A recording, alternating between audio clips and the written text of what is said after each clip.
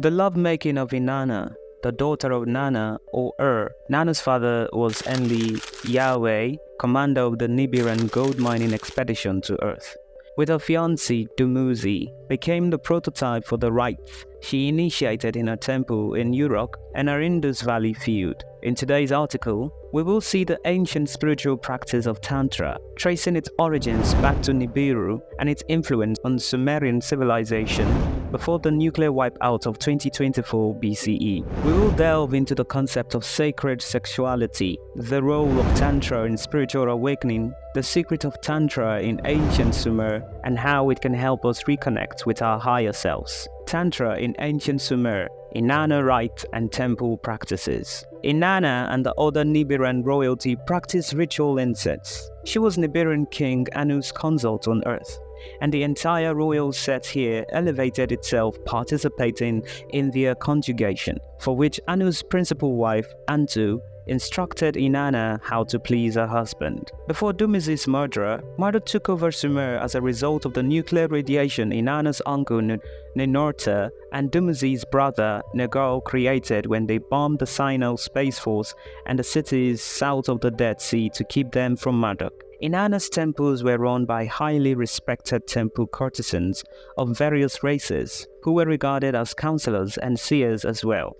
There were both female and male sexually available attendants, whose job it was to keep all satisfied and ensure fertility. Sex was a sacred act in those days, and ejaculate fluid of the courtesans, Amrita, were seen then as today as healing body and soul. The practices were indeed similar to that of the Phoenix Temple of Tracy Ellis in the early 21st century. In the 20th century BC in Sumer, masturbation was encouraged and homosexuality was easily accepted, where Inanna and Ishtar held sway. Inanna opposed monogamy and was very generous with her lovemaking.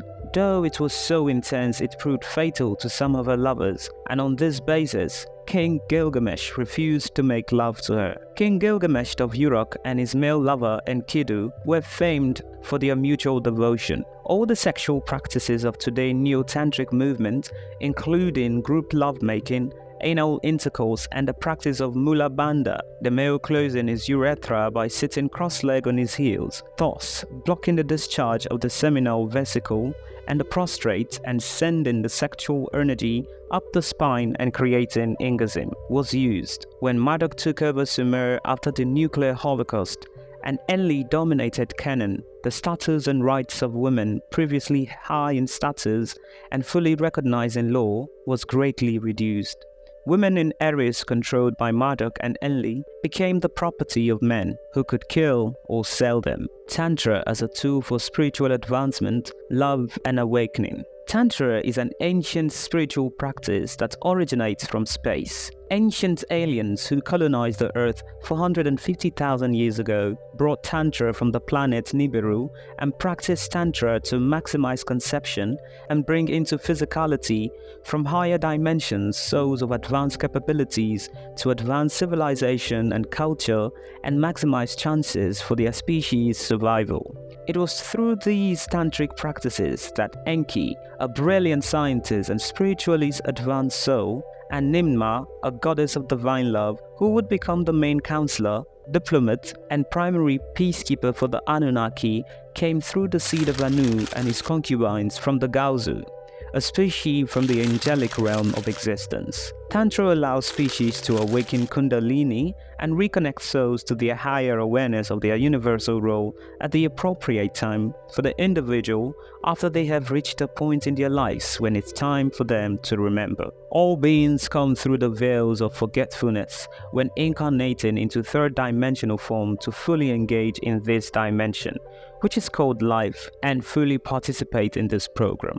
This program, which is the Earth Matrix, is a subroutine matrix of the primary matrix, which is the Solaris Solar System Matrix, which is a twin system with the Nemesis Solar System. In higher levels of awareness, souls feel one another fully because density is less, form is more permeable, and we continually merge mind and form, thus can understand each other better. We exist more as a group mind, a hive mind like bees and ants. We are telepathic. Thoughts are read and understood immediately, so we respond immediately and know our oneness. We agree to experience separation to create an individualistic life. This experiment has resulted in more diversity. The original polarity was self, and not self, which perpetuated exponentially, creating the continuum and all that is. At first, we played with negative emotions and began by not liking things about the apparent others we created in the self, not self polarity game. We began with negative emotions and thoughts, which gradually became the ability to hurt the other. First emotionally, then as we traveled deeper into form and density, we could hit it, then eventually kill one another. We have been killing every sense in an ever-expanding variety of ways, starting with killing one, then many, and eventually ending with mass weapons of destructions, like nuclear weapons and other weapons, the likes of which not yet seen on this planet, but in existence in the universe. The Earth has been quarantined so that we may not take nukes into space and not contaminate other worlds, but also so that this planet with its extreme diversity of species is protected from the planet killer species that exist out there in the galaxy or universe. The experiment is about complete, and we have rounded the corner and are returning to higher densities where the illusion of separatedness is less intense. We will now love each other more because form is less dense and we'll feel each other more thus. We have more compassion and empathy for one another. We have paid our dues as a species, and the experiment in density and separation will continue in other places.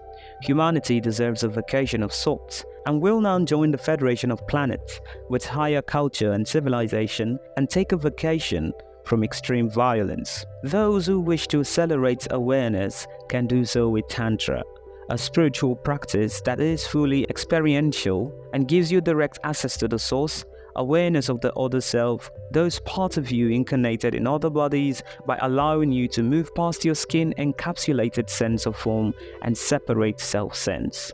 You feel separate because the flesh is dense. Your light body is permeable and allows you to merge, feel your loving oneness, and transcend physicality to remember your natural state of loving oneness with all creation. When you merge with another through the lovemaking process, activate all your energy centers, chakras, and awaken your kundalini, like plugging into the cosmos. You eventually remember it all. The process feels electrical, like pure pleasure currents running through your body. Tantra in ancient Sumer and path to liberation.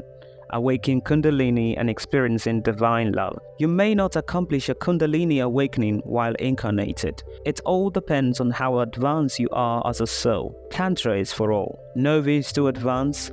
For Tantra allows souls incarnate in flesh a timeout, a break from density, so they might recharge. Tantra helps them accelerate their personal growth and awakening, and activate consciousness for all incarnated on the planet without destroying the paradigm and delicate ecosystems necessary for the divine experiment, the universe agreement of the collective to diversify existence. We are all co-creators with the source, after all. At the highest emanation of self, we are God. All that is, one.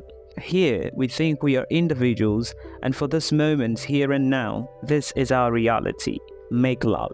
Take a break from your physical life by using your body's natural ability through lovemaking to transport your soul through time and space. Imagine, go beyond form and experience the totality of creation. Allow yourself to explore new thoughts and ideas way beyond the box and the limited container of this matrix. Bring some of those ideas, especially new ways to play and enjoy life. Laugh, play, breathe fully, in God, out God. With each deep breath, next day you are better equipped to handle the difficulties of this plane.